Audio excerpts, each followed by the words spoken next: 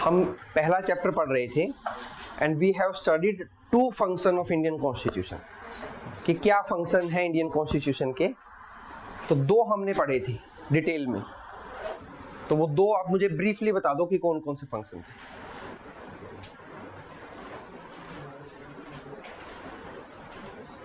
कि what the constitution does, क्या करता है constitution, why we required constitution हम पढ़ रहे थे।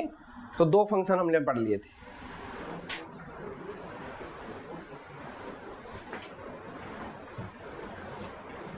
ऊपर देखो, मेरी तरफ देखो, तब मैं उठा पाऊंगा ना। हाँ, First function of constitution is to provide basic set of rules very good. Basic set of rules provide करना। हाँ for minimal coordination. ठीक है, for minimal coordination. Minimal coordination का मतलब जिससे पूछो वही बताए।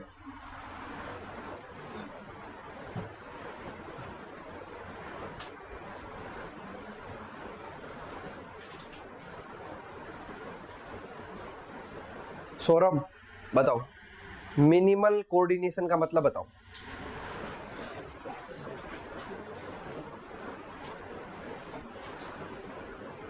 चिरांशु, कम से कम कॉर्पोरेशन। ओके, आप एग्जैक्ट मीनिंग बता रहे हो, मुझे लिटरल मीनिंग चाहिए, या कॉन्टेक्चुअल। आप लिटरल मीनिंग बता रहे हो, मुझे कॉन्टेक्चुअल मीनिंग चाहिए। मतलब समझते हो, इन दोनों का मैंने बताया था आई थिंक। ठीक है, लिटरल मीनिंग और कॉन्टेक्चुअल मीनिंग में फर्क होता है। लिटरल का मतलब होता है कि एग्जैक्ट मीनिंग क्या है उसका, और कॉन्टेक्चुअल का मतलब किस कॉन्टेक्स्ट में उसको लिखा गया है, उसका मीनिंग क्या है। मैंने काउंट का एग्जांपल देके बताया था, मुझे याद आ गया आप लोगों को।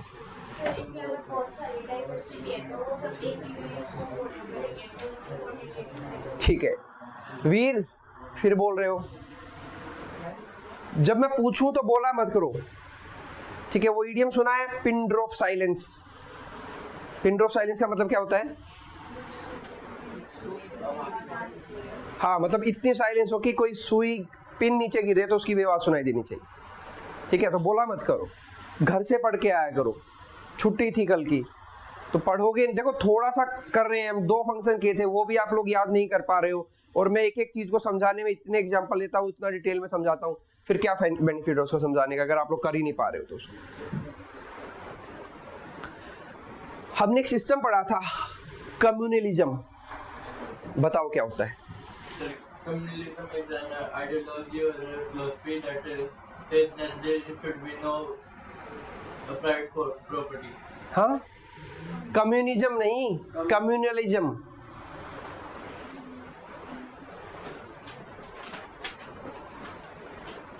अब सभी पेज पलटेंगे तो समझ क्यों नहीं रहे हो आप लोग? पेज क्यों पलटते हो? बताओ। In India, there are several religious beliefs. उनके बीच में clashes ना हो। क्लासेस ना हो।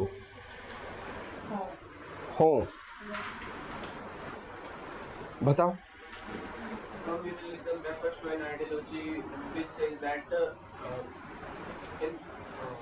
there would be different there would be exact मैं बताओ, वैसे समझा दो क्या होता है। मतलब अपने रिलीजन को ज़्यादा से ज़्यादा प्रोपेगेट करना और क्या कहते हैं दूसरे को इंफीरियर दिखाना। नहीं, division in society on certain believes. Caste के बेस पे डिवीजन होना सोसाइटी में, रिलीजन के बेस पे डिवीजन होना सोसाइटी में, कलर के बेस पे डिवीजन होना, ठीक है, लैंग्वेज के बेस पे डिवीजन हो रहा, रीजन के बेस पे डिवीजन होना, इज कम्युनलिज्म। कम्युनलिज्म गलत नहीं है, हालांकि एक सर्टेन वे से गलत है, लेकिन जो हम लोग बात वर्ड को सुनते हैं वो सुनते हैं कम्युनल राइट में। दंगे जब हो जाते हैं, जब वो डिफरेंस बढ़ जाते हैं। कम्युनलिज्म एक फिलोसफी है, एक आइडियोलॉजी है which says there are certain differences in the society on the basis of religion, on the basis of caste, on the basis of ethnicity, on the basis of race, ठीक है, on the basis of color, on the basis of gender. So there are differences in the society. ये बात बोलता है communalism. अगर वो differences से clashes हो जाएं तो उसको बोलते हैं कम्युनल राइट। ठीक है, बैठ जाओ। हमने एक सिस्टम पढ़ा था that India is a quasi federal country. क्या मतलब होता है? क्वाजी का मतलब होता है हाफ। इंडिया एक हाफ फेडरल कंट्री। फेडरल का मतलब क्या होता है? फेडरल का मतलब होता है division of power. Division of power. ठीक है, फेडरल का मतलब बताया था मैंने, डिवीजन ऑफ पावर है। और ये डिवीजन ऑफ पावर कहां से मिलता है? कॉन्स्टिट्यूशन से। ठीक है, कॉन्स्टिट्यूशन डिवाइड करता है। हालांकि इट इज सरप्राइजिंगली कि हमारे कॉन्स्टिट्यूशन में फेडरल नाम का कोई वर्ड नहीं है। इंडिया एक क्वाजी फेडरल कंट्री है, ये बात हमें पता लगती है हमारे कॉन्स्टिट्यूशन से। कॉन्स्टिट्यूशन ने पावर का डिवीजन कर रखा है। There are certain power with the state government, certain power with the central government, there are certain power with the local government. This is division of power, this is called federalism. लेकिन India के constitution में there is no word such as federalism, या federal नाम का कोई word नहीं है। ठीक है, और ये चीज एग्जाम में पूछ ली जाती है, which of the following word is not mention in Indian constitution. ठीक है, सो लिख लो, federal word is nowhere mention, sit down, nowhere mention in Indian constitution. Federal word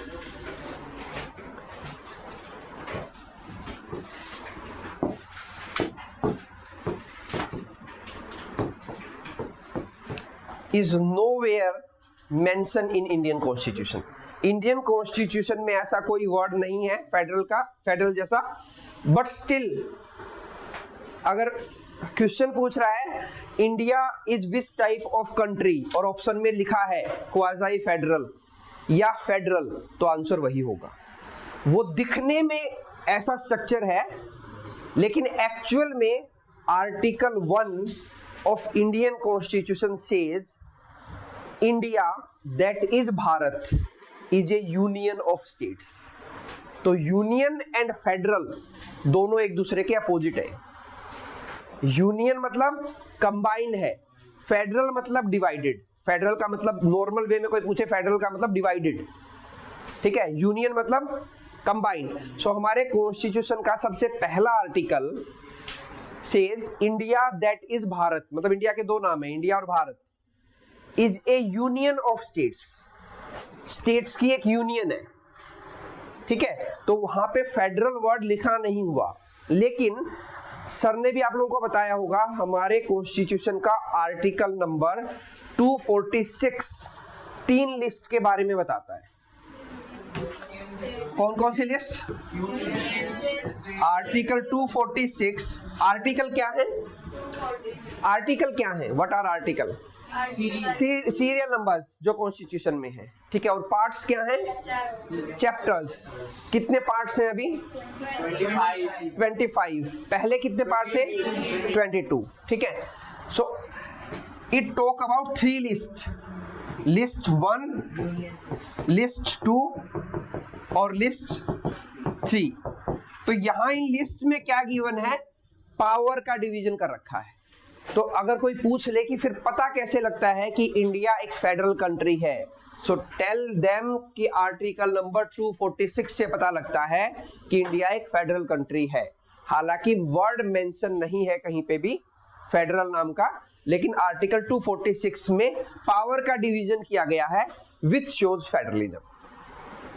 ठीक है, otherwise article number 1 says India that is Bharat is a union of states. ये भी लिख लो, article 1 of Indian constitution says का मतलब है कि रिटर्न है वहां पे, India that is Bharat is a union of states. India that is Bharat is a union of states. ठीक है, कितने स्टेट्स हैं अभी? 28। इनिशियली कितने थे? इनिशियली मैंने बताया था आप लोगों को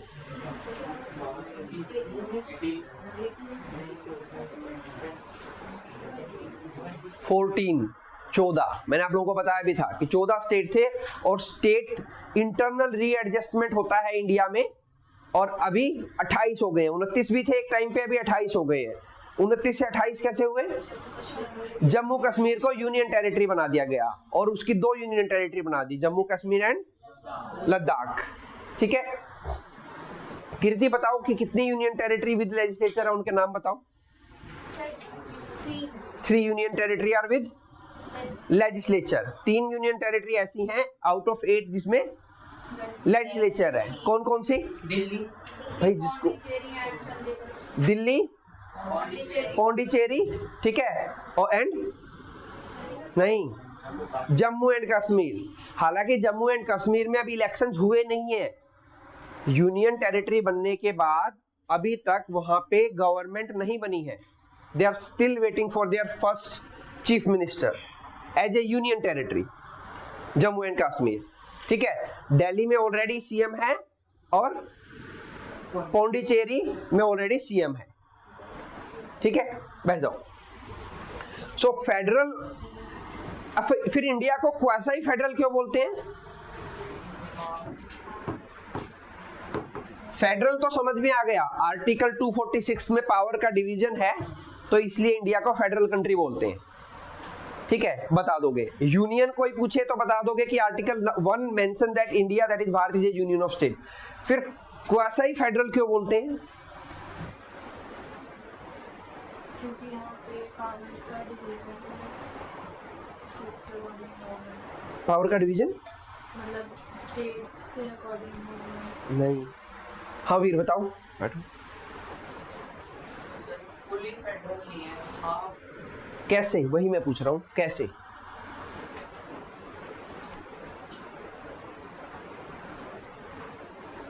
गौरव बताओ।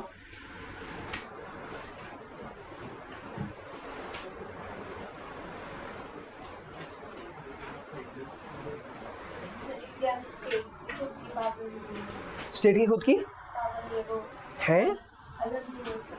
नहीं नहीं है, पावर है, लेकिन कुछ और रीजन बताया था मैंने।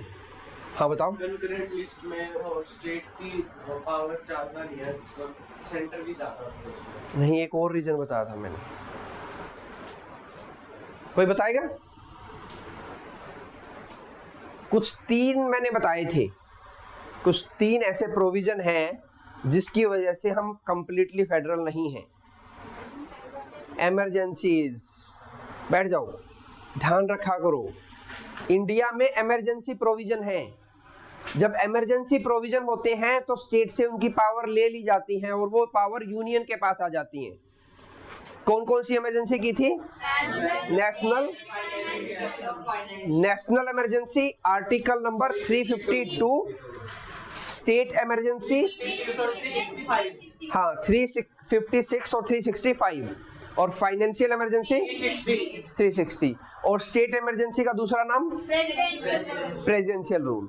ठीक है, तो इसलिए इंडिया क्वाजी फेडरल है, कंप्लीटली फेडरल नहीं है, क्योंकि हमारे यहाँ पे इमरजेंसी प्रोविजंस हैं। In case of emergency provisions, complete power will be shifted in the centre. In case of emergency provisions, complete power, power की जगह अप्रोप्रिएट वर्ड क्या लिखेंगे? Authority. The complete authority of the states will be shifted into centre. That's why we are not a federal country. ठीक है, और ये सब किया इसलिए गया था बिकॉज इंडिया के जो प्रिंसली स्टेट्स थे, they were not interested in coming together. जो प्रिंसली स्टेट्स थे, जब इंडिया ब्रिटिशर्स के अंडर में था, ब्रिटिश रूल था इंडिया पे, और जब हम इंडिपेंडेंट हुए तो अराउंड 562 प्रिंसली स्टेट्स थे इंडिया में। वो इकट्ठा होके इंडिया में नहीं आना चाह रहे थे, वो अलग अलग कंट्रीज बनाना चाह रहे थे। हैदराबाद अलग कंट्री बनना चाह रहा था, ठीक है, जोधपुर अलग कंट्री बनना चाह रहा था जो आजकल आप राजस्थान में है, जम्मू कश्मीर अलग कंट्री बनना चाह रहा था। तो उनको एक साथ जबरदस्ती फोर्सफुली लाया गया था। जैसे हैदराबाद को मिलिट्री यूज करके इंडिया में मिलाया गया था। ठीक है, और एक उस ऑपरेशन का नाम था ऑपरेशन पोलो।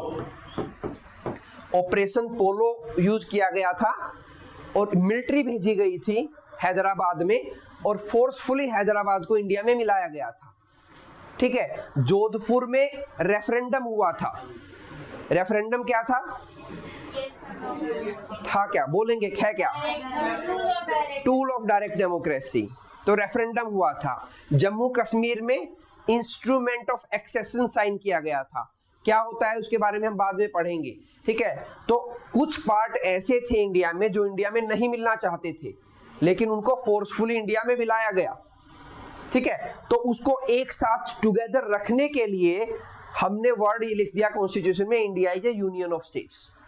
इसके कंपैरिजन में हमने पढ़ा था यूनाइटेड स्टेट ऑफ अमेरिका, वहां पे फेडरल सिस्टम है, वहां पे states are more powerful, they have the right to secede. Secede का मतलब होता है अलग होना, right to secede from the centre. लेकिन इंडिया में ऐसी पावर नहीं है। सिसीड, सिसीड का मतलब होता है सेपरेट होना, they have the power to secede from the centre.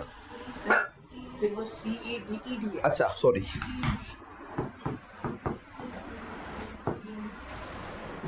ठीक है। अब खोलो बुक।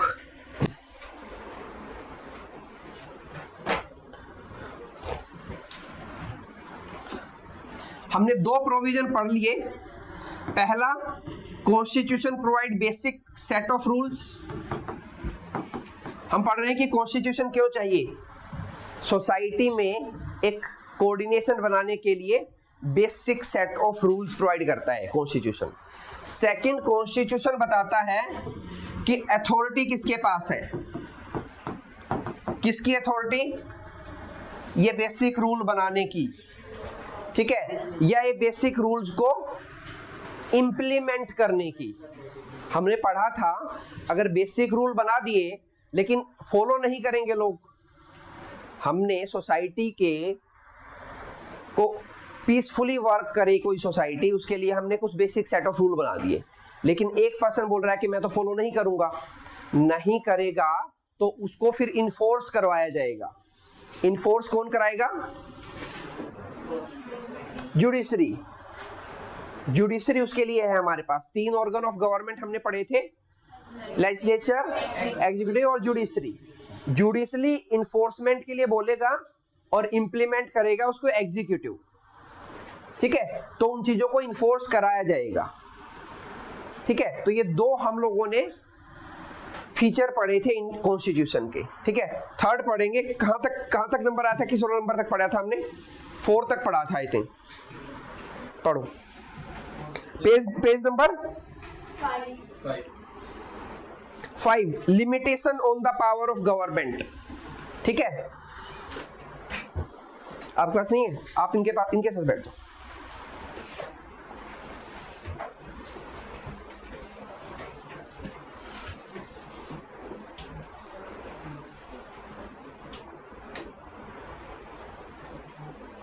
पढ़ो। Limitation on the power of government, but this is clearly not enough. Suppose you decided who had the authority to make decisions, but then this authority passed laws that you thought were patently unfair. It prohibits you from practicing your religion, for instance, or it enjoined that enjoined meaning मैं बताऊंगा, एक बार उसको paragraph पढ़ने दो फिर बताता हूँ।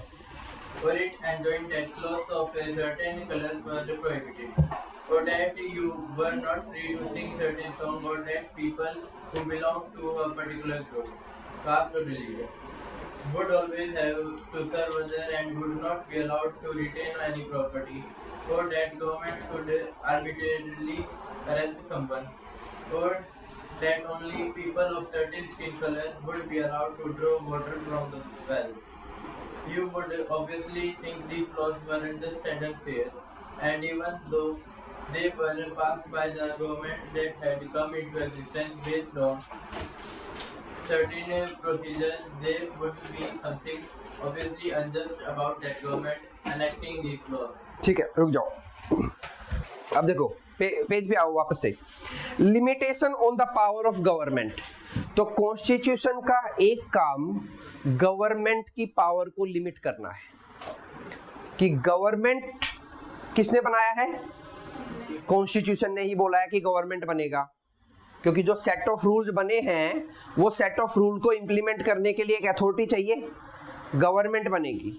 Government को इलेक्ट करेंगे पीपल इलेक्शन से, ठीक है, इलेक्शन से इलेक्ट करेंगे, लेकिन गवर्नमेंट डेमोक्रेटिक होगी इस बात को कौन गारंटी करेगा? एक लीडर को हमने चुन लिया, इलेक्ट कर लिया, वो डेमोक्रेटिक रहे इस बात को कौन इंश्योर करेगा?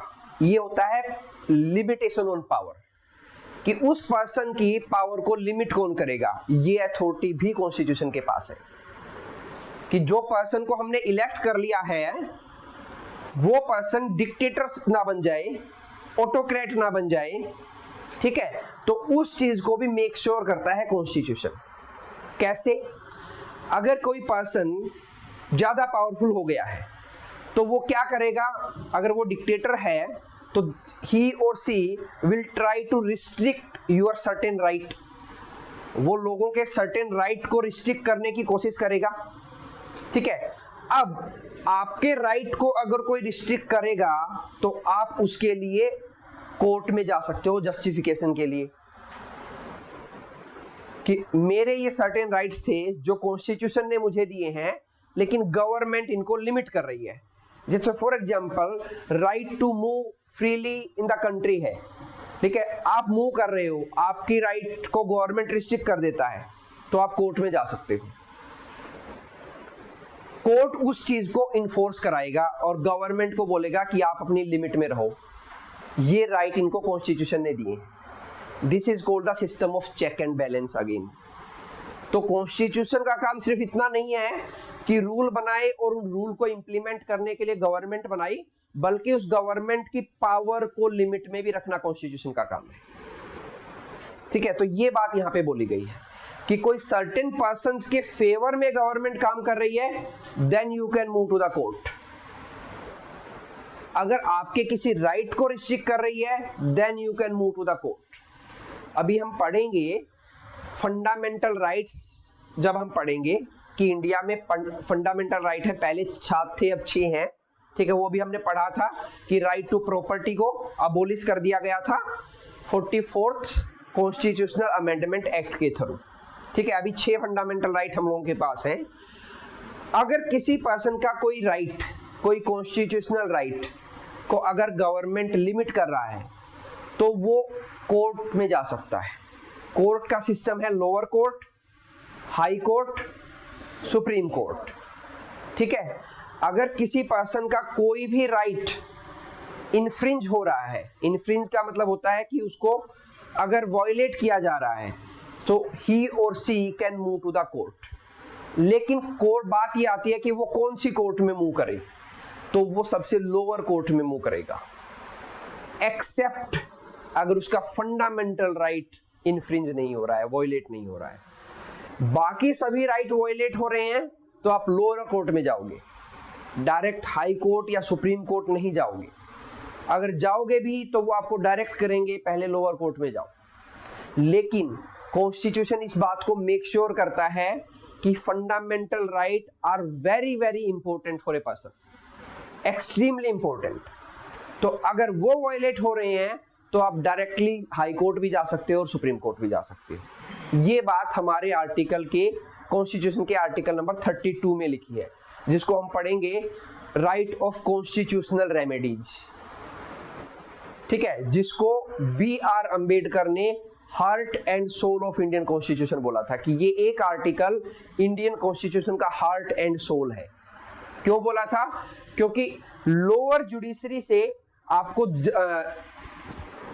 डिसीजन लेने में या फिर आपको एक तरह से जस्टिस मिलने में टाइम लग सकता है, तो डायरेक्ट आप सुप्रीम कोर्ट पहुंच सकते हो अगर आपका फंडामेंटल राइट वायलेट हो रहा है। तो सिर्फ फंडामेंटल राइट के केस में आप हाई सुप्रीम कोर्ट जा सकते हो डायरेक्टली, और किसी राइट के केस वायलेट हो रहा है तो उस केस में आप हाई कोर्ट या सुप्रीम कोर्ट नहीं जा सकते, पहले आपको लोअर कोर्ट जाना पड़ेगा। अगर आप चले भी गए तो हाई कोर्ट बोलेगा पहले लोअर कोर्ट में जाओ, पहले वहां सुनवाई होगी, क्योंकि एक सिस्टम बनाया गया है, वो सिस्टम आपको फॉलो करना पड़ेगा, ठीक है। लेकिन हम लोअर कोर्ट और हाई कोर्ट दोनों को बाईपास कर सकते हैं, किस केस में? अगर फंडामेंटल राइट वायलेट हो रहा है, क्योंकि फंडामेंटल राइट को सबसे ऊपर रखा गया है कॉन्स्टिट्यूशन में, क्योंकि वो बेसिक हैं किसी भी ह्यूमन बीइंग को एक नॉर्मल लाइफ जीने के लिए। ठीक है, तो कॉन्स्टिट्यूशन का तीसरा फंक्शन ये है कि जो गवर्नमेंट उसी ने बनवाई है उस गवर्नमेंट को वो उसकी लिमिट में रखेगा, ताकि वो आपकी लाइफ में इंटरफेयर ना करे। हाँ, अगर आप कुछ गलत कर रहे हो तो वो इंटरफेयर करेगी, लेकिन आप सही कर रहे हो, you are abiding by the rules and regulations, तो अगर गवर्नमेंट इंटरफेयर कर रही है उस केस में आप डायरेक्टली सुप्रीम कोर्ट जा सकते हो। ठीक है, और ये चीज नॉर्मली इमरजेंसीज के केस में होता है। जब 1975 में इमरजेंसी लगाई थी इंदिरा गांधी ने, तो इमरजेंसी के केस में फंडामेंटल राइट को भी कर्व किया जा सकता है। ये प्रोविजन है कॉन्स्टिट्यूशन में कुछ राइट को, जैसे आर्टिकल 21 है राइट टू लाइफ, आप उसको नहीं ले सकते किसी भी केस में। कोई भी इमरजेंसी लगी हो, कितनी भी इमरजेंसी लगी हो, आर्टिकल 21 को इन्फ्रिंज नहीं किया जा सकता गवर्नमेंट के द्वारा। या right to move to court, ये भी आपका फंडामेंटल राइट है, उसको भी इन्फ्रिंज नहीं किया जा सकता किसी भी इमरजेंसी में।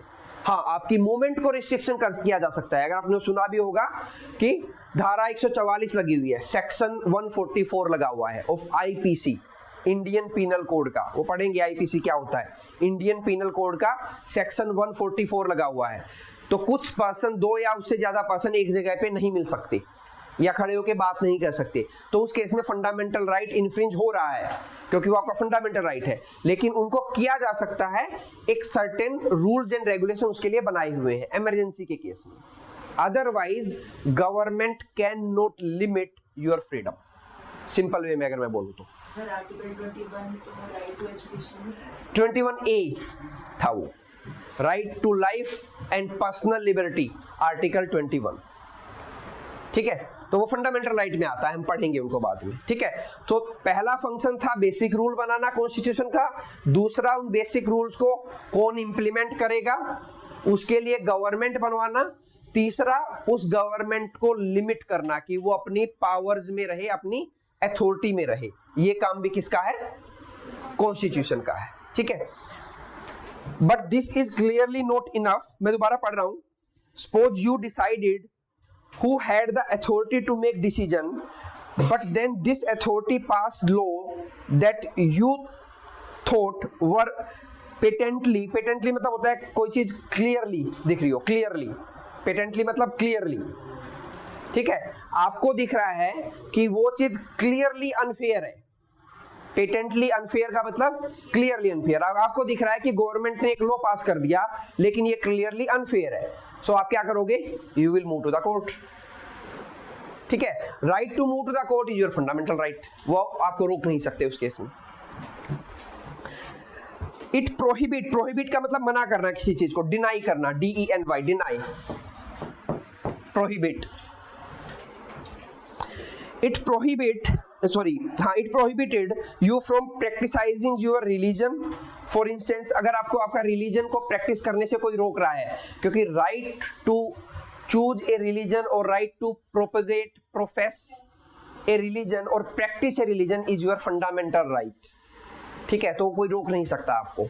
ठीक है, हमने पढ़ा भी था कि बिलीफ, फेथ, वर्शिप, प्रीएम्बल में पढ़ा था ये हमने। इस चीज का हम लोगों को राइट है, हम वो चीज कर सकते हैं। राइट ऑफ रिलीजियस अफेयर्स हम पढ़ेंगे, फंडामेंटल राइट है रिलीजन रखना। आप रिलीजन के कॉलम में कुछ भी ना लिखना चाहो, वो भी आपका फंडामेंटल राइट है। ठीक है, जैसे मैं आपको एक एग्जांपल बताता हूँ। एक सेलिब्रिटी हैं जावेद अख्तर, नाम सुना है? ठीक है, फरहान अख्तर उनके बेटे हैं। वो उन्होंने अपने रिलीजन के कॉलम में, अपने बेटे के रिलीजन के कॉलम में वो कुछ भी नहीं लिखते कि we do not follow any religion. तो ये उनका फंडामेंटल राइट है। तो गवर्नमेंट जबरदस्त, जैसे हम लोग कोई फॉर्म भरते हैं तो पूछते हैं रिलीजन क्या है, तो आप उसमें लिख सकते हो नॉट एप्लीकेबल। तो कोई ये फोर्स नहीं कर सकता आपको लिखने को कि आपको लिखना पड़ेगा कि आपका रिलीजन क्या है। ठीक है, because you have that fundamental right, आपके पास वो फंडामेंटल राइट है। पॉलिटी पढ़ने का एक सबसे बड़ा बेनिफिट ये होगा, you will get to know कि आप लोगों के राइट्स क्या क्या हैं। कई जगह पे जहाँ पे नॉर्मल पर्सन को उन चीज़ों का नहीं पता होता, तो पॉलिटिकल साइंस पढ़ने के बाद आप लोगों को अवेयरनेस हो जाती है कि ये मेरा फंडामेंटल राइट है कि मैं इस चीज़ को करूँ या ना करूँ। और बहुत बार ऐसा होगा कि आप देखोगे कि उस अवेयरनेस की वजह से कई बार ऐसा होगा कि आप किसी भी पर्सन को जो अथॉरिटी में है आप उसको डिनाई कर सकते हो कि मैं ये चीज़ नहीं करूँगा, ये मेरा फंडामेंटल राइट है। और जब सामने वाले को पता लग जाता है कि इसको पता है ये बात, तो वो भी आपके साथ ज़्यादा बहस नहीं करता, अदरवाइज वो आपके साथ बहस कर सकता है। ठीक है, तो आपके कॉलम में रिलीजन भरना ना भरना it is up to you, वो आपका फंडामेंटल राइट है। It prohibited you from practicising your religion, for instance अगर रिलीजन को प्रोहिबिट करता है, आप प्रैक्टिस नहीं कर पा रहे हो, you can move to the court.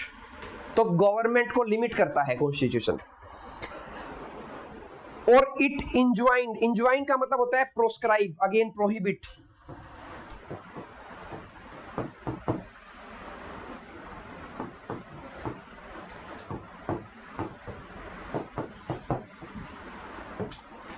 Doctor prescribe medicine. Prescribe का मतलब होता है सजेस्ट करना, that you should take these medicine if you are having a disease, doctor will prescribe. Prescribe का मतलब suggest. Proscribe, doctor will proscribe certain things with the medicines, that you are not supposed to take something sure, you are not supposed to take something that is fried in oil।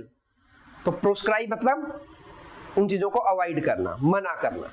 ठीक है, तो prescribe suggest, proscribe avoid करना या prohibit करना, मना करना कि आप ये चीजों, आपको इन चीजों को प्रोस्क्राइब कर रहा हूं मैं और इस चीज को प्रिस्क्राइब कर रहा हूं। Doctor prescribe medicine and proscribe certain things that you can not eat. Instance मतलब मूवमेंट, उस मूवमेंट पे। मैंने एग्जैक्ट मीनिंग बताया आपको इंस्टेंस का, मूवमेंट। कॉन्टेक्चुअल मीनिंग चेंज हो सकता है, क्योंकि कॉन्टेक्चुअल मीनिंग आपको पढ़ के ही पता लगेगा कि वो क्या बोलना चाह रहा है। इंस्टेंसेस का मतलब केसेस भी हो सकता है कि सर्टेन इंस्टेंसेस हैं एट ए सर्टेन इंस्टेंट, तो मूवमेंट भी हो सकता है और वो केसेस भी हो सकता है। दैट विल डिपेंड अपॉन कि आप यूसेज क्या कर रहे हो, उसका यूसेज पे मीनिंग बदल जाता है। इंग्लिश का सबसे बड़ा डिसएडवांटेज यही है, लैंग्वेज का, इंग्लिश हो या हिंदी हो, कि वर्ड का मीनिंग बदल जाता है यूसेज के साथ और कंप्लीटली चेंज हो जाता है। तो लिटरल मीनिंग बहुत कम यूज होते हैं, मीनिंग हमेशा कॉन्टेक्चुअल यूज होंगे कि कुछ कॉन्टेक्स्ट में क्या बोलना चाह रहा है। इंजॉइन का मतलब हो गया प्रोस्क्राइब और प्रोहिबिट करना, प्रोहिबिट भी लिख सकते हो। ये वर्ड मीनिंग्स को लिखा करो साथ साथ कॉपी में, याद नहीं रहेंगे। कुछ स्टूडेंट्स लिख रहे हैं, अच्छी बात है, most of you are not writing, तो जो वर्ड मीनिंग मैं लिखवा रहा हूं वो भी कॉपी में लिखो। लिखने हैं वो, याद तभी रहेंगे जब उनको पेज को पलटोगे, बार बार उनको रिवाइज करोगे। ठीक है, तो अभी आज हम लोगों ने कई मीनिंग किए, प्रोस्क्राइब किया, प्रिस्क्राइब किया, प्रोहिबिट किया, और एक पहले भी किया था सिसीड। सिसीड का मतलब होता है किसी चीज को सेपरेट करना। ठीक है, और इट इंजॉइंड, और ये इस बात को प्रोहिबिट करता है that cloth of certain colour were prohibited, कि वो मना करता है कि आप सर्टेन कलर के क्लोथ नहीं पहन सकते। तो ऐसा नहीं कर सकते हैं क्योंकि वो हमारा राइट है। ठीक है, तो अगर गवर्नमेंट ऐसा कुछ लिमिट कर रहा है तो कॉन्स्टिट्यूशन उस चीज को इन्फोर्स करवा सकता है थ्रू जुडिशरी, थ्रू लॉ। ठीक है, then or that you were not free to sing certain songs, or that people who belong to a particular group, caste or religion would always have to serve other and would not be allowed to retain means to keep something, to keep, retain means to keep, KWP, keep, to retain any property। तो इन चीजों को अगर वो मना कर रहा है तो कॉन्स्टिट्यूशन उसको इन्फोर्स करवा सकता है। ठीक है, right to property fundamental right से हटा है, कॉन्स्टिट्यूशनल और लीगल राइट अभी भी है। तो आप प्रॉपर्टी रखना इंडिया में आपका लीगल राइट है। अगर गवर्नमेंट मना कर रही है तो आप कोर्ट में पहुंच सकते हो। और देखा भी होगा प्रॉपर्टी डिस्प्यूट पे लोग जाते हैं तो उनको बोलते हैं सिविल केस। कौन से? दो तरह के केसेस होते हैं, सिविल केस और criminal case. Civil case property case, case of marriage, case of inheritance of property, ठीक है, case of adoption of child, ये सब सिविल केसेस हैं। क्रिमिनल केसेस, किसी को मार दिया आपने, टू हिट करना, किल करना, ये सब क्रिमिनल केसेस होंगे। ठीक है, तो दो तरह के केसेस होंगे, सिविल केसेस और क्रिमिनल केसेस। तो आपको सुनने को मिलेगा कि ये सिविल लॉयर है, ये क्रिमिनल लॉयर है, तो आप समझ जाओगे सिविल का मतलब है कि ये प्रॉपर्टी से रिलेटेड कोई डिस्प्यूट है, ठीक है, या फिर अडॉप्शन से, चाइल्ड अडॉप्शन से रिलेटेड कोई डिस्प्यूट है, मैरिज से, वही एग्जांपल बता रहा हूँ, मैरिज से रिलेटेड है। ऐसे तो बहुत लंबी लिस्ट है, ऐसे सारी लिस्ट नहीं लिखवा पाऊंगा मैं, ठीक है, बहुत लंबी लिस्ट है। ठीक है, मैं कुछ एग्जांपल बता रहा हूँ जो बहुत कॉमन है। मैरिज से रिलेटेड कोई चीज है, डाइवोर्स से रिलेटेड कोई है, तो वो सब सिविल केस में जाएगा। हाँ, लेकिन अगर प्रॉपर्टी डिस्प्यूट में किसी ने किसी को मार दिया तो वो अब क्रिमिनल केस में चला जाएगा। ठीक है, तो क्रिमिनल केस मतलब टू हिट समबडी, ठीक है, वो क्रिमिनल है। Not only hit, to insult somebody, वो भी क्रिमिनल में चला जाएगा। हाँ, अगर आप किसी इंसल्ट कर रहे हैं तो वो आप पे क्रिमिनल केस फाइल कर सकता है। हाँ, उसके पास प्रूफ होना चाहिए कि आपने ऐसा किया है, तो प्रूव करना पड़ेगा उसको कोर्ट ऑफ लॉ में। ठीक है, तो सिविल केस होते हैं, क्रिमिनल केस होते हैं। डिफेमेशन का केस क्रिमिनल में, डिफेमेशन क्रिमिनल केस होता है।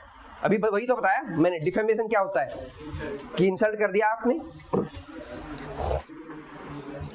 ठीक है, रिटेन एनी प्रॉपर्टी और the government could arbitrarily, arbitrarily मतलब रैंडमली,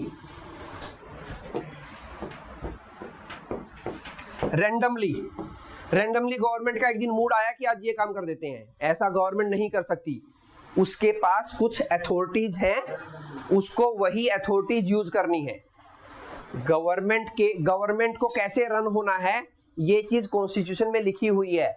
गवर्नमेंट को उन्हीं अथॉरिटी के अकॉर्डिंग अपने आप को रन करना है, तो इसको बोलते हैं गवर्नमेंट की लिमिटेशन, कि गवर्नमेंट अपने आप को लिमिट करता है। ठीक है, कॉन्स्टिट्यूशन लिमिट द गवर्नमेंट।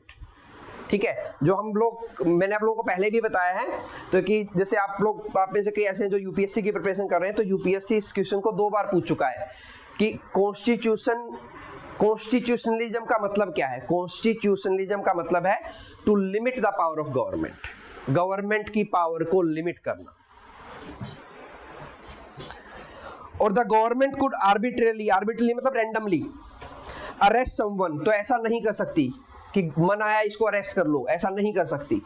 ठीक है, और that any people of certain skin colour would be allowed to draw water from the well. ये पुराने टाइम पे होता था कि ब्लैक कलर का पर्सन है, पानी नहीं लेने दिया जाएगा कुएं में से, एक सर्टेन कास्ट से बिलोंग करता है, तो they can not draw water from the well. ठीक है, तो ये चीजें कुछ ऐसे हिस्टोरिकल अनजस्टिस हैं जो टाइम के साथ ठीक हुए हैं। ठीक है, जैसे कास्ट सिस्टम उसमें से एक है। Caste is a unique system in India, मतलब ऐसा सिस्टम वर्ल्ड में कहीं पे नहीं देखने को मिलता जैसा सिस्टम इंडिया में है। और जो ये कास्ट सिस्टम है, ये एक हायरार्किकल सिस्टम है, स्ट्रेटा बने हुए हैं। स्ट्रेटा मतलब लेयर,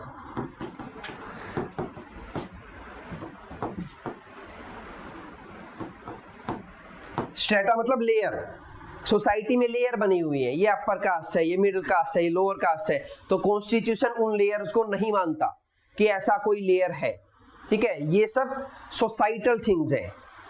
हालांकि ऐसा नहीं कि कॉन्स्टिट्यूशन कास्ट को ही नहीं मानता है, उसके कुछ हिस्टोरिकल रीजंस हैं, वो हम बाद में पढ़ेंगे कि क्यों माना कॉन्स्टिट्यूशन ने। हालांकि जो पूरा का पूरा सिस्टम है, ये सारा का सारा सिस्टम आप लोग हिस्ट्री में पढ़ोगे, अर्ली वैदिक टाइम से स्टार्ट हुआ था। अर्ली वैदिक टाइम पढ़ोगे आप, ठीक है, तब ये सारा सिस्टम स्टार्ट हुआ था। और ये अर्ली वैदिक टाइम में ये सिस्टम बेस्ड होता था कि आप काम क्या करते हो, आपकी स्किल पे। ठीक है, लेकिन धीरे धीरे लोगों ने उसको रिजिड कर दिया। क्या कर दिया? रिजिड फ्लेक्सिबल का उल्टा है, मतलब कोई चीज को आप चेंज नहीं कर सकते, अनचेंजेबल। रिजिड का मतलब अनचेंजेबल। तो कास्ट का सिस्टम अर्ली वैदिक पीरियड से स्टार्ट हुआ था। स्टार्टिंग में रिजिड नहीं था, अकॉर्डिंग टू द वर्क होता था। कोई पर्सन क्या काम कर रहा है उसके अकॉर्डिंग उसको स्पेसिफाई किया जाता था, और उसको कास्ट ना बोल के वर्ना सिस्टम बोला जाता था कि कौन से वर्ण से वो बिलोंग कर रहा है। ठीक है, यह आप बाद में पढ़ोगे भी डिटेल में। ठीक है, मैं थोड़ा सा बता रहा हूं बाद में, लेकिन धीरे धीरे उसको रिजिड बना दिया कि इसका बेटा ये इसका फादर ये काम कर रहा है तो बेटा भी यही काम करेगा। उस चीज को रिजिड कर दिया गया। ठीक है, तो उसके हिस्टोरिकल प्रूफ है। तो ये एक ऐसा सिस्टम है जो ऐसा नहीं है कि कभी से चला आ रहा है और हर जगह चलता है, ठीक है, it is unique to India. लोग इसको स्टडी करने आते हैं बाहर से, जो सोशियोलॉजिस्ट होते हैं, जो सोसाइटी को स्टडी करते हैं, वो इसको स्टडी करने आते हैं कि ये इंडिया में कैसा सिस्टम है जो वर्ल्ड में और कहीं पे भी एग्जिस्ट नहीं करता, ठीक है। अमेरिका में इसके पैरेलल में ब्लैक एंड व्हाइट का सिस्टम है वहां पे, ठीक है, वहां पे कास्टिज्म का सिस्टम नहीं है, वहां पे ब्लैक एंड व्हाइट का सिस्टम है, ठीक है।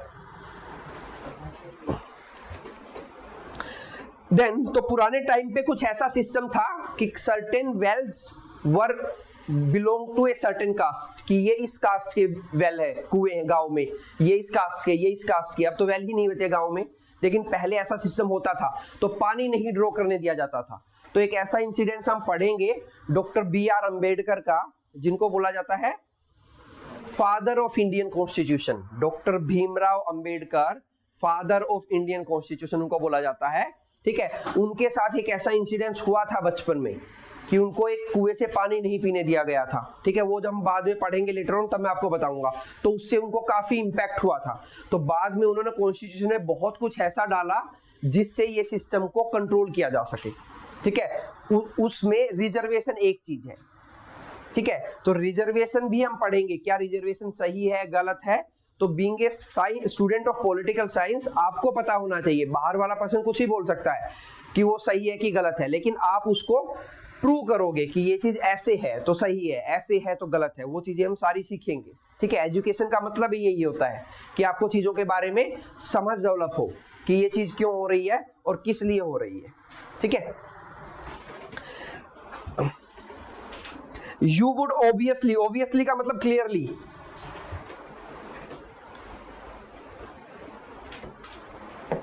you would obviously मतलब clearly think these law were unjust and unfair। these मतलब जो ऊपर हमने पढ़े हैं कि certain कलर नहीं वियर कर सकते, रिलीजन को फॉलो नहीं कर सकते। अगर आपको लगे कि ये सब तो अनजस्ट है, अनफेयर है आपके साथ, तो आप कोर्ट ऑफ लॉ में जाके गवर्नमेंट को लिमिट करवा सकते हो। And even though they were passed by a government that had come into existence based on certain procedure, there would be something obviously unjust about the government enacting these law। ये कह रहा है कि अगर government एक procedure से भी बनी है, प्रोसीजर से कैसे कि लोगों ने इलेक्ट किया है, अगर फिर भी वो कुछ ऐसा कर रही है जो अनफेयर है, तो भी आप उसके अगेंस्ट में काम कर सकते हो, आप उसके अगेंस्ट में कोर्ट में जा सकते हो, ठीक है। एक कार्टून है यहां पे, रीड ए कार्टून, यूरोपियन कॉन्स्टिट्यूशन, ठीक है। यूरोप एक कॉन्टिनेंट है, तो यूरोप में एक कम्युनिटी है जिसको हम बोलते हैं यूरोपियन यूनियन। हमने पढ़ा भी था पहले। यूरोप में लगभग 51 अराउंड कंट्रीज हैं यूरोप में टोटल। उनमें से 27 कंट्री यूरोपियन यूनियन का पार्ट है। अब यूरोपियन यूनियन क्या है, वैसे मैंने पहले भी बताया था कि पॉलिटिकल और इकोनॉमिक बेनिफिट लेने के लिए यूरोप की कुछ कंट्रीज ने मिलके रूल एंड रेगुलेशन बना रखे हैं। एक कंट्री यूरोप की ये है, एक ये है, एक ये है, एक ये है, एक ये है, इसके अलग लो हैं, इसके अलग लो हैं, इसके अलग, सबके अलग लो हैं। एक कंट्री से दूसरी कंट्री में जाते बहुत ज्यादा टैक्स लगता था, तो इन्होंने कहा कि चलो मिलके सब एक जैसे रूल बना लेते हैं, ठीक है। एटलीस्ट हम में से आपस में कोई मूव कर रहा है तो टैक्स बहुत कम लगे, बाहर वालों के लिए टैक्स ज्यादा लगाते हैं, ठीक है। तो एक ऐसी कम्युनिटी बनाई गई है जिसको हम यूरोपियन यूनियन बोलते हैं। पहले इसमें 28 मेंबर थे। कौन बाहर हुआ, पढ़ा था हमने, ब्रेक्जिट मतलब ब्रिटेन का एग्जिट फ्रॉम यूरोपियन यूनियन। तो अब यूरोपियन यूनियन में अगर आपसे पूछ ले तो कितनी कंट्री हैं, 27 कंट्रीज हैं, ठीक है। और इनमें से 19 ऐसी कंट्री हैं जो यूरोजोन के अंदर आती हैं। किसके अंदर आती हैं? अब ये यूरोजोन क्या बला है? यूरोजोन वो जोन है जहां पे कंट्रीज सब कंट्रीज उस जोन में यूरो को अपनी करेंसी मानती हैं। किसको? यूरो को। जैसे पाउंड एक करेंसी है किसकी? ब्रिटेन की। डॉलर किसकी करेंसी है? यूएस की। रुपया किसकी है? इंडिया की। और भी कई कंट्री की है, जैसे बांग्लादेश की बांग्लादेशी रुपया है, पाकिस्तान की पाकिस्तानी रुपया है। ठीक है, तो यूरो जोन उन कंट्रीज का ग्रुप है which says there is a common currency of all those country and that currency is euro। ठीक है, तो वो यूरो को अपनी करेंसी मानते हैं। ये सिंबल है यूरो का। ठीक है, डॉलर का ये सिंबल है। तो यूरो को अपनी करेंसी मानती हैं वो कंट्रीज, उनको बोलते हैं यूरो जोन, कि ये कंट्री यूरो जोन में आती हैं। कितनी है टोटल? 19। ठीक है, तो इसका मतलब कुछ यूरोपियन यूनियन की कंट्री ऐसी हैं अभी भी जो यूरो को अपनी करेंसी नहीं मानती। कौन सी हैं वो जब धीरे धीरे इन डेप्थ में आप पढ़ोगे पॉलिटिकल साइंस को ईयर टू ईयर, तो आप लोगों को पता लग जाएगा। अभी आपको इतनी रिक्वायरमेंट है, आपको ये पता होना चाहिए यूरोपियन यूनियन एक पॉलिटिकल और इकोनॉमिक ग्रुपिंग है। लिखो, European union political and economic union है। ठीक है, ऑफ वीर, क्या हुआ? बोल क्यों रहे हो? तो मेरे से पूछो, European union is a political and economic union of 27 European countries, of 27 European countries. Out of these 27 countries, out of these 27 countries, 19 countries have a common currency। Out of these 27 countries, 19 countries have common currency। European union के बराबर में is equal to लिखो political and economic union of 27 countries of Europe. ठीक है, out of these 27 countries 19 countries have a common currency called euro. So they formed eurozone. ठीक है, आगे later on stage में हम यूरोजोन क्राइसिस पढ़ेंगे। Eurozone crisis हो गई थी एक बार, तो क्राइसिस बाद में पढ़ेंगे, मतलब यूरो को लेके क्राइसिस हो गई थी। ठीक है, तो यूरोजोन क्राइसिस पढ़ेंगे। हिस्ट्री का एक बहुत बड़ा इवेंट है। जब हम वर्ल्ड हिस्ट्री पढ़ेंगे तो वहां पे यूरोजोन क्राइसिस पढ़ेंगे आप। तो यूरोपियन यूनियन की कंट्रीज ने क्या किया? अपना एक कॉमन रूल बना दिए, और कॉमन रूल को ही हम क्या बोल रहे हैं? कॉन्स्टिट्यूशन। कॉन्स्टिट्यूशन क्या है? ए सेट ऑफ रूल्स जो सोसाइटी को गवर्न करने के लिए बनाए जाते हैं। ठीक है, तो वही ये आर्टिकल बता रहा है। पढ़ो, नीचे पढ़ो एक बार। मैं थोड़ा सा रेस्ट लेता हूँ, मेरा शोर थ्रोट है, मुझे पढ़ो क्या लिखा हुआ है नीचे, फिर मैं एक्सप्लेन करता हूँ।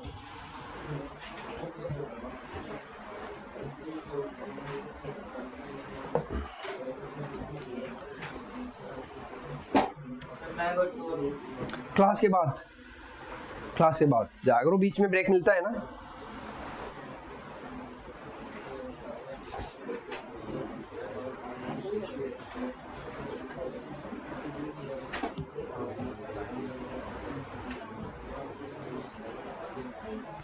इंप्रेशन होता है caricature.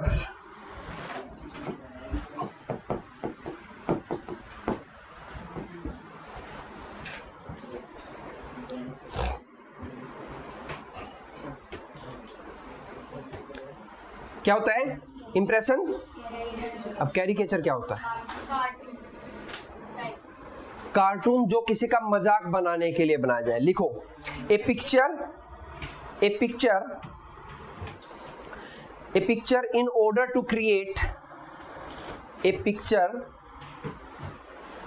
to create a comic effect।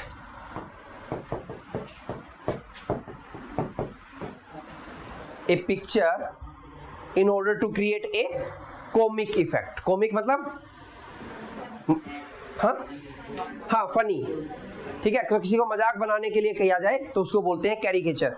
ये वर्ड आप बहुत एक बार देखोगे, कार्टून कैरिकेचर न्यूज़पेपर में आते हैं फ्रंट पेज पे बहुत बार। पॉलिटिकल होते हैं मोस्टली, तो नेताओं का मजाक बनाने के लिए। या फिर आप लोगों ने न्यूज चैनल देखा हो तो वो एक सॉरी करके एडवर्टाइजमेंट चलती है, ठीक है, वो कैरिकेचर है। ठीक है, मतलब किसी भी कोई ऐसा डिस्क्रिप्शन और ऐसी पिक्चर जो किसी इवेंट को कॉमिक इफेक्ट देने के लिए बनाई जाए, उसको बोलते हैं। प्रेजेंट इवेंट्स को दिखाते हैं। हाँ, नहीं हिस्टोरिकल पुराने भी दिखा सकते हैं, ये तो हिस्टोरिकल इवेंट है। तो इसमें बोल रहा है countries of European Union try to create a European constitution, the attempt failed, here is a cartoonist impression of the attempt. तो उसने एक कार्टूनिस्ट ने बनाया है कि एक इम्प्रेशन कि इन्होंने कोशिश की थी कि हम साथ आए लेकिन आ नहीं पाए। Does this always happen in any constitution making? क्या ये किसी कॉन्स्टिट्यूशन मेकिंग में हमेशा होता है कि वो साथ ना आ पाए? इनिशियली होता है, लेकिन फिर धीरे धीरे हमने पढ़ा था कि सोसाइटी में अलग अलग पर्सन होंगे जो रूल्स एंड रेगुलेशंस को नहीं मानेंगे या अलग अलग रूल्स एंड रेगुलेशन बताएंगे। जैसे फॉर एग्जांपल ये क्या बोलना चाह रहा है कि सोसाइटी में लेट्स सपोज कि 5 ही पर्सन है, ये कह रहा है कि एक्स रूल होना चाहिए, ये कह रहा है वाई रूल, ये कह रहा है जेड रूल होना चाहिए, ये कह रहा है पी रूल होना चाहिए, ये कह रहा है कि क्यू रूल होना चाहिए। अब किसकी माने? तो मैंने आपको बताया था फिर उस केस में क्या करेंगे, मेजोरिटी की मानेंगे। ठीक है कि भाई अपना अलग अलग छोड़ो, चलो ये बोला कि ठीक है मैं एक्स पे एग्री हूँ, ये भी बोला कि मैं एक्स पे एग्री हूँ, ये कह रहा है नहीं मैं पी चाह रहा हूँ, मैं क्यू चाह रहा हूँ, तो फिर रूल क्या बन जाएगा, एक्स बन जाएगा कि मेजोरिटी चाह रही थी तो हमने ये रूल बना दिया। ठीक है, तो जब ये बोल रहा है does this always happen in any constitution making, हाँ होता है in the initial period, but later on they have to make some basic rule that would be followed by each and everyone in the society, otherwise coordination is not possible in a society, और coordination नहीं होगा तो society नहीं run हो सकती। ठीक है, run होने का मतलब प्रोग्रेस नहीं कर सकती वो सोसाइटी। ठीक है, क्योंकि उसमें पीस नहीं होगी, people will fight with each other. तो इसमें एक चीज और लिखी हुई है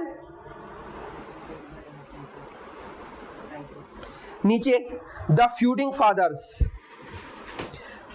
फ्यूडिंग का मतलब यहां पे होता है कोई भी एग्रीमेंट जो किसी एक लंबे टाइम के लिए किया जाए। ठीक है, the feuding is an agreement done for a long period of time. ठीक है, तो फ्यूडिंग फादर से ये बोलना चाह रहा है कि मतलब ये लोग बैठे थे एक लंबा एग्रीमेंट बनाने के लिए। ठीक है, तो मजाक के वे में बोल रहा है वो कि लंबा एग्रीमेंट बनाने के लिए बैठे थे लेकिन बना नहीं। Agreement that last for a long time.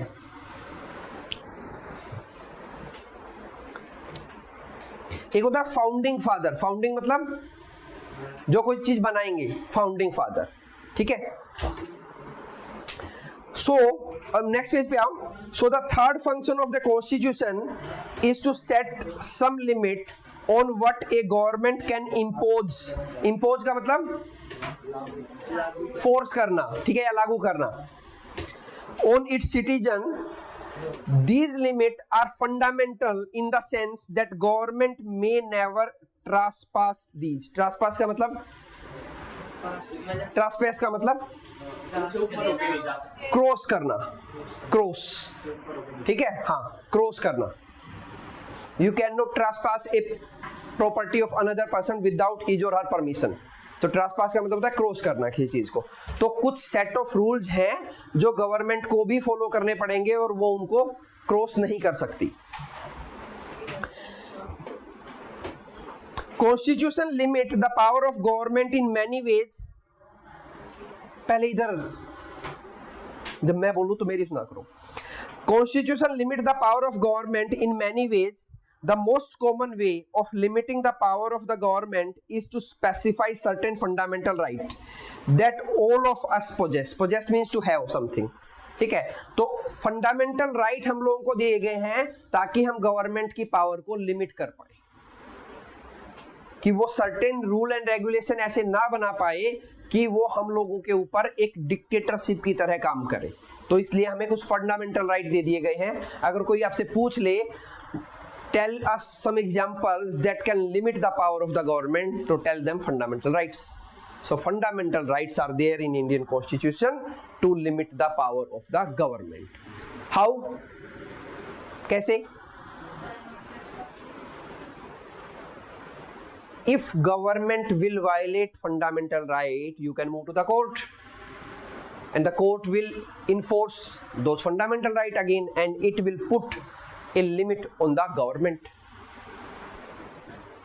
ठीक है, ये चीज लिखनी है आप लोगों को जो मैंने बोली है अभी हम लोग स्टार्टिंग पीरियड में हैं, तो मैं बहुत धीरे धीरे पढ़ा रहा हूँ क्योंकि मुझे बहुत सारी चीजें एक्सप्लेन करनी पड़ रही हैं जो आप लोगों को नहीं पता होती। तो मैंने पहले भी बताया था, वीडियोस देख के घर पे इन चीजों को नोट डाउन कर लिया करो, ठीक है। स्टार्टिंग में टाइम लगेगा आप लोगों को थोड़ा सा, क्योंकि आप सब में का एक बेसिक लर्निंग प्रोसेस है कि आप लोग फंडा बेसिक नहीं समझते, चीज़ों को बस पढ़ा रट के आ गए, तो वो बेसिक बनाने में थोड़ा सा टाइम लगेगा। इसलिए मुझे हर चीज़ को रिलेट करके बताना पड़ता है कि ऐसे है, ऐसे है, ऐसे है, ठीक है। तो इन चीज़ों को आप लिख लिया करो स्टार्टिंग में, ठीक है। तो ये चीज़ लिख लेना, how the what give an example of certain rules that can limit the power of government। तो वो एग्जाम्पल है फंडामेंटल राइट। हाउ, कैसे? If the government will violate the fundamental right, you can move to the court. Court will make sure that your fundamental rights prevails. Prevails का मतलब है they stay, and it will limit the power of the government, ठीक है। तो ये 2 number का question बन गया, हमने आंसर भी लिख दिया कि कैसे फंडामेंटल राइट, अगर क्वेश्चन आ जाए how fundamental right limit the power of the government, तो आपको ये आंसर लिखना है, ठीक है।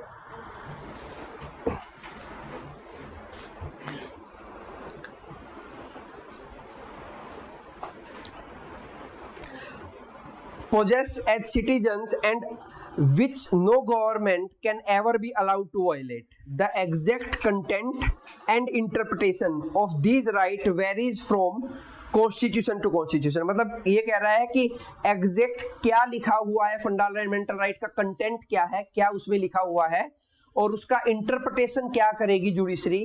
इंटरप्रिटेशन का मतलब होता है किसी चीज को अंडरस्टैंड करना, ठीक है। जुडिशरी उसको कैसे समझेगी, it will very constitution to constitution.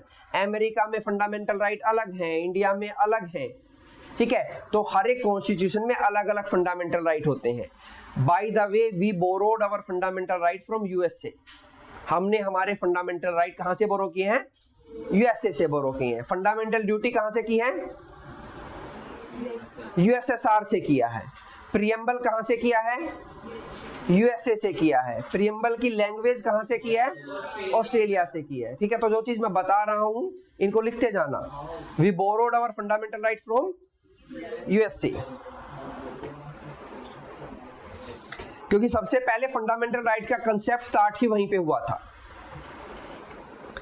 सो ये कह रहा था exact content and the interpretation of these rights vary from constitution to constitution, but most constitutions will protect a basic cluster. Cluster मतलब ग्रुप ऑफ राइट, क्लस्टर का मतलब group.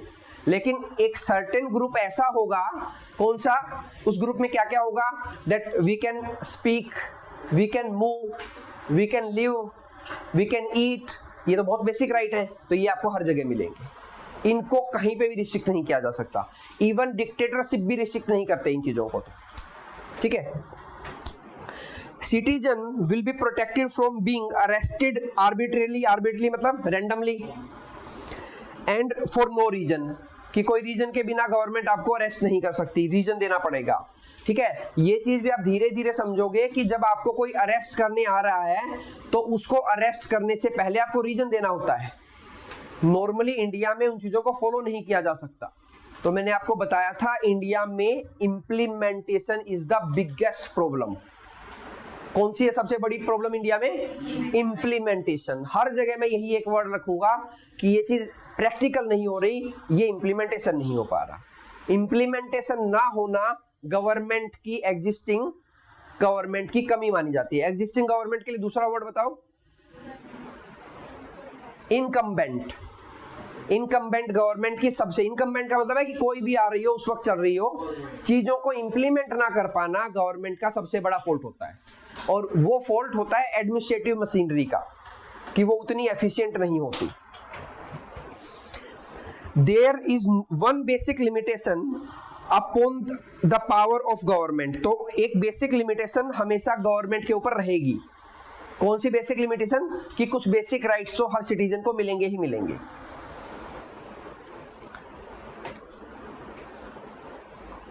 Citizens will normally have the right of some basic liberties to freedom of speech, freedom of conscience. Conscience होता है moral sense. Conscience is moral sense, good sense. Freedom of association, freedom to conduct a trade और business. तो ये कुछ ऐसी चीजें हैं जो हर कंट्री में हर सिटीजन को मिलेंगी. तो जो क्लस्टर की बात हो रही है वो इसी क्लस्टर की बात हो रही है कि कुछ रूल्स तो सबको मिलेंगे ही मिलेंगे, गवर्नमेंट उनको नहीं ले सकती. In practice these rights can be limited during the time of national emergency. ये मैंने आपको पहले बताया था कि नेशनल इमरजेंसी पे तो दो ही राइट बचेंगे.